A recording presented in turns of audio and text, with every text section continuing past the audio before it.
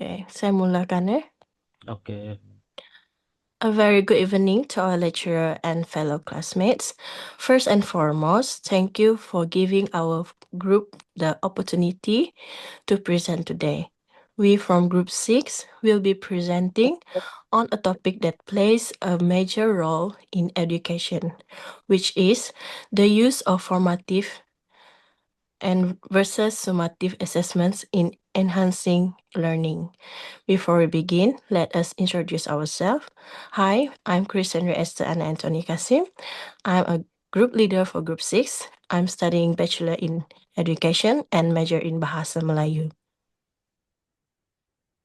Hi, I'm Preska Tidalim and I'm studying Bachelor in Education, major in TESOL. Hi, I'm Chelsea Anna Justin. I'm studying Bachelor in Education and major in Bahasa Melayu. Hi, I'm Ano Anadatu. I'm studying Bachelor in Education and major in Mathematics. Hi, I'm Sebastian Kelvin Anak Suster. I'm studying Bachelor in Education and major in Bahasa Melayu.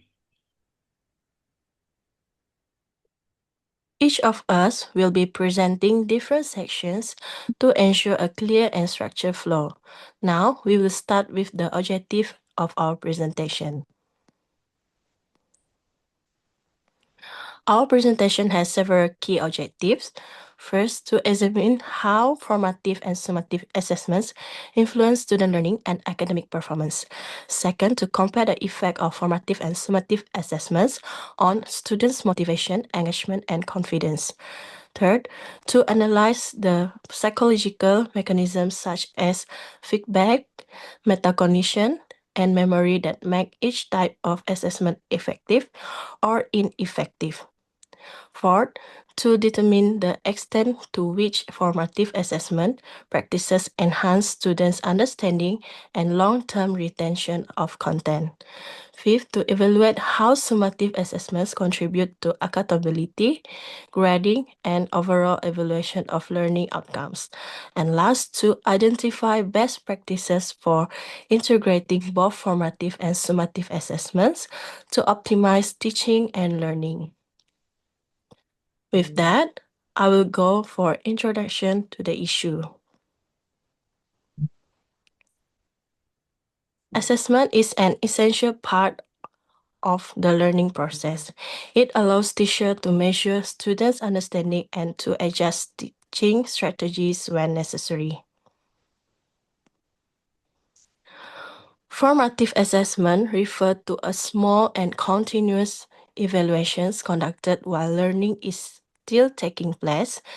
These assessments focus on improvement rather than grades. Example include short quizzes, classroom questioning, one-on-one feedback session, and practice tasks. Their main purpose is to help students identify what they understand and what they need to improve.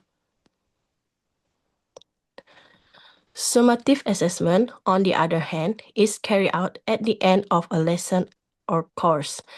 It measures a student's final mastery of the content. Examples include final exams, major projects, and end-of-semester tests. Both types of assessments play different roles, but complement each other. Formative assessment guide the learning journey, while summative assessments conclude it by measuring achievements. Next, I will pass the presentation to Ano and Chelsea to explain about psychological analysis.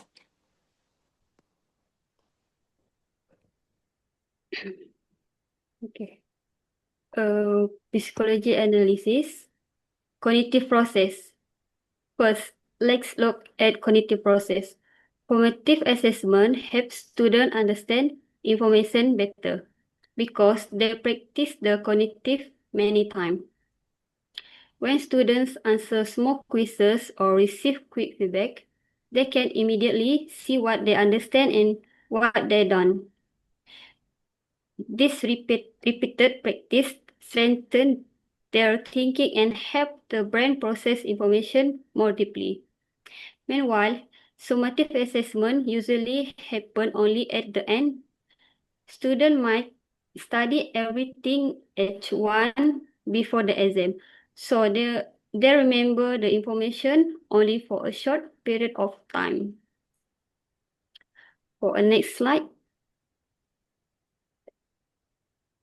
Next slide, please. Okay, sorry.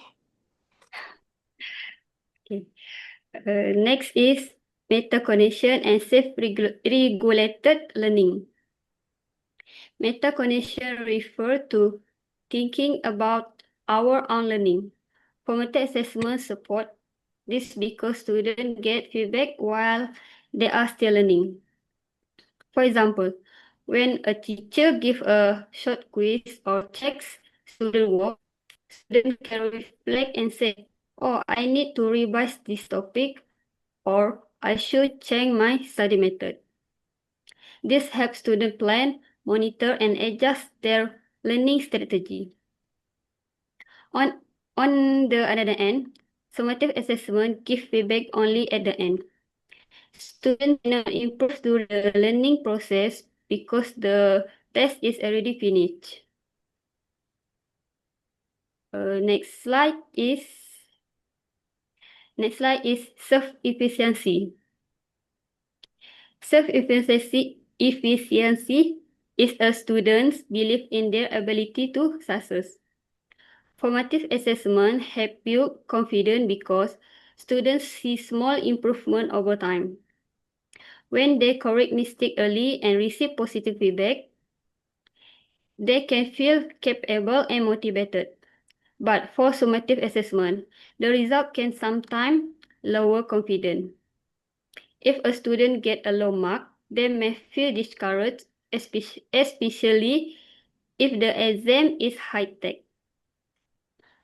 This may affect how they view their ability to learn. For the next slide, I will pass to Chelsea. Thank you, Anong. Next, let's talk about motivation. Formative assessments usually increase motivation because students are given many chances to try, improve, and ask questions. They feel supported and are not afraid of making mistakes. This creates a positive learning environment. Summative assessments, however, often create motivation only for a short time, usually before exams. Students may study because they fear failing or losing marks, not because they want to understand the topic. Moving on to our next slide is memory of retention. Formative assessments help students remember information for a longer time. When students practice through mini quizzes, class discussion, or short exercises, they review the content again and again. This repetition strengthens long-term memory. Summative assessments, on the other hand, only check memory once. After the exam, most students stop revising, so the information is easily forgotten. Moving on to our last slide is emotional and behavioral effects. Lastly, formative assessments reduce stress and create positive emotions. Students feel safer and more confident because they know mistakes are part of the learning. This encourages them to participate more, ask questions, and stay active in class. Summative assessment can cause stress and anxiety, especially when the results are very important. Some students may cram, memorize last minute, or avoid asking questions because they are afraid of being wrong.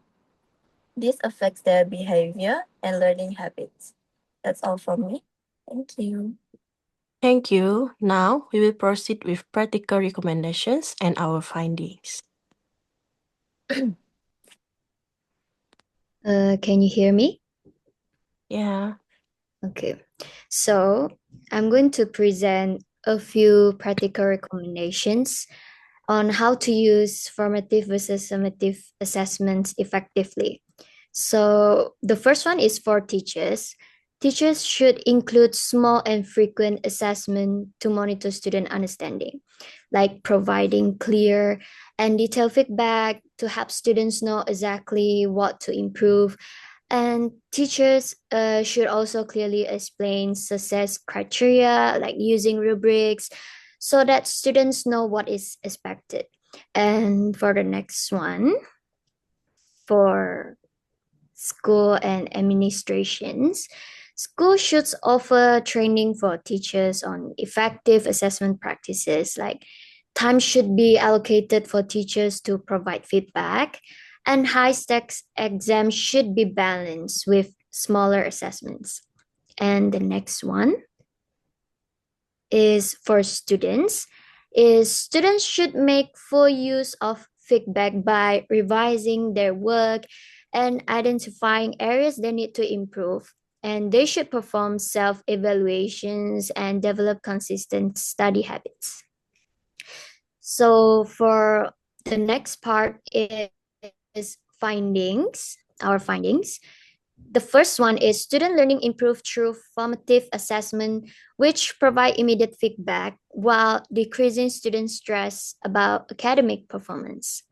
And the next findings is students become more engaged and motivated through regular formative assessment because they can track their own academic development. So for the third findings is summative assessment serve as essential tools to document students' learning outcomes, which determine their readiness for subsequent educational levels. And for the fourth findings is summative assessment. It used correctly enables institutions to evaluate program success and develop curricula based on assessment results.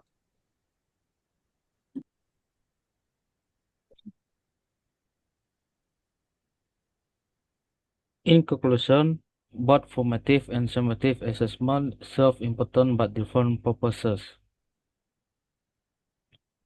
Formative assessment helps students learn, practice, and improve over time. They build confidence, lower stress, and encourage deeper understanding. Summative assessment measure final achievement and provide accountability. They help teachers and institutions determine whether learning goals have been met. However, the most effective approach is to use both forms of assessments together. Formative assessment guide students throughout the learning process, while summative assessment validate the final outcomes. Before we end, we would like to summarize our key message. Formative and summative assessments both play important role in learning. Formative assessments help students improve through continuous feedback, while summative assessments measure final achievement. A balanced use of both leads to better understanding, stronger motivation, and more effective learning outcomes. With that, we have reached the end of our presentation for Group 6. Thank you very much for your attention.